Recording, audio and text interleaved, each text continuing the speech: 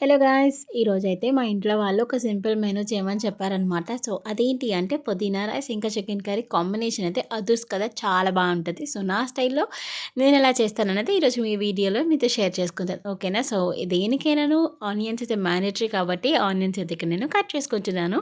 ఒకటి బిర్యానీ కోసం అండ్ ఒకటి కర్రీ కోసం అండ్ తర్వాత గారెలు కూడా చెప్పారు. సో, అదైతే ఈరోజు మీ వీడియోలో అయితే ఇంక్లూడ్ చేయట్లేదు, చూపించట్లేదు. బట్ ఒకటైతే ఒక కప్ గారెల కోసం, ఒక కప్ కర్రీ కోసం అండ్ ఒక కప్ వచ్చేసి బిర్యానీ కోసం ఇట్లా 3 రకాలుగా కట్ చేసుకొని పెట్టుకున్నాననమాట.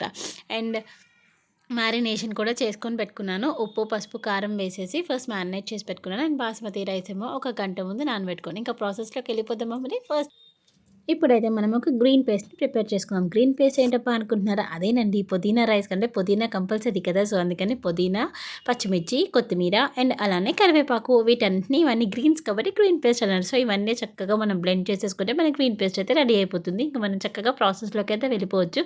ప్రాసెస్‌లోకి వెళ్ళాలంటే ఫస్ట్ అయితే కుక్కర్ పెట్టేసుకోవాలి కదా! కుక్కర్ పెట్టుకోవాలంటే కింద మంట పెట్టాలి కాబట్టి ఇంత మంట పెట్టేసి పైన కుక్కర్ పెట్టేసి తర్వాత ఆయిల్, ఘీ యాడ్ చేసుకొని కొంచెం అవి బాగా వేడెక్కాక షాజీరా వేసుకుంటున్నాం. సో, జీరా కన్నా షాజీరా వేసుకుంటే టేస్ట్ అయితే చాలా బాగుంటుంది. ఈసారి అయితే ట్రై చేయండి. ఓకేనా? సో, దాని తర్వాత బిర్యానీ మసాలాస్ అన్నీ ఉంటాయి కదా! సో, అవన్నీ యాడ్ చేసేసుకుందాము వన్ ఆఫ్టర్ అనదర్.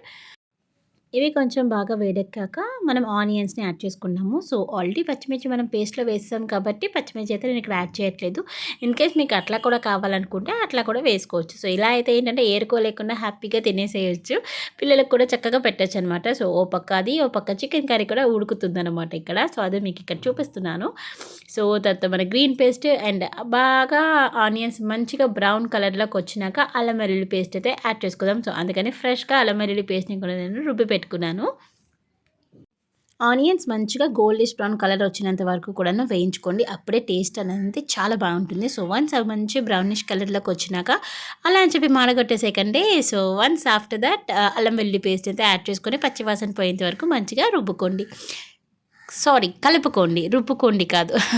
తర్వాత మనం యాడ్ చేసుకున్న మనం ఆల్రెడీ ముందుగా ప్రిపేర్ చేసి పెట్టుకుని గ్రీన్ పేస్ట్‌ని అయితే యాడ్ చేసుకొని ఫ్లేవర్ అంతా కూడా దాంట్లోనే ఉంటుంది. సో, కంపల్సరీగా ఇది మంచిగా వేగాలనమాట. ఆయిల్ ఇంకా ఘీ పైకి సెపరేట్ అయినంత వరకు మంచిగా వేయించుకున్నాకనే అప్పుడు మనం రైస్ యాడ్ చేసుకోండి. సో, రైస్ యాడ్ చేసుకొని ఒక 2 మినిట్స్ అయితే ఫ్రై అవ్వాలి. అప్పుడే రైస్‌లో వాటర్ ఏదైతే ఉంటుందో ఆ మాయిశ్చర్ అంతా పోయి మంచిగా పొడి పొడిలాడుతూ మనకి రైస్ అనేది మంచిగా కుక్ అవుతుందనమాట. అండ్ ఇక నేను 1 కప్ రైస్ తీసుకున్నా కాబట్టి 1 ½ గ్లాస్ 1 కప్ కాదు 1 ½ కప్ తీసుకున్నాను రైస్‌ని. సో, అందుకని 2 కప్స్ ఆఫ్ వాటర్‌ని అయితే నేను ఇక్కడ యాడ్ చేసుకుంటున్నాను. సో, ఆల్రెడీ ముందే గంట పాటు సోక్ చేసి పెట్టుకున్నాం కాబట్టి ఆహ్, కొంచెం వాటర్ వేసుకుంటేనే పొడి పొడిలాడుతూ బాగా కనిపిస్తది. ఇంకేముంది అయిపోయినట్టే లాస్ట్‌కి వచ్చేసినట్టే మన రెసిపీ వచ్చేసి. సో, లాస్ట్‌లో సరిపోయినంత సాల్ట్ ఇంకా చక్కగా గరం మసాలా యాడ్ చేసుకొని కుక్కర్ పెట్టుకొని 2 విజిల్స్ వెయిట్ చేస్తే సరిపోతుంది. మన వేడి వేడి పుదీనా రైస్ అయితే రెడీ అయిపోయినట్టే. సో, నా స్టైల్‌లో ఇలా చేసుకుంటున్నాను.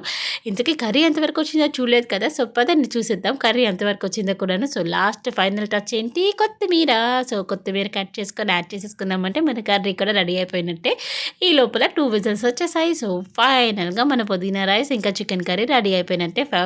ఆఫ్టర్ దట్ నేను గారెలు కూడా వేశాను. అదైతే ఇంకా షూట్ చేయలేదు. సో, పొడి పొడిలాడుతూ చూసారా ఎంత చక్కగా వచ్చిందో. సో, నచ్చితే గనుక మీరు కూడా నాలాగే ట్రై చేయండి.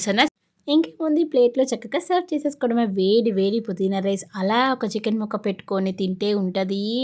సూపర్ కదా! ఇంకా లేట్ ఎందుకు మీరు కూడా ట్రై చేసేసేయండి.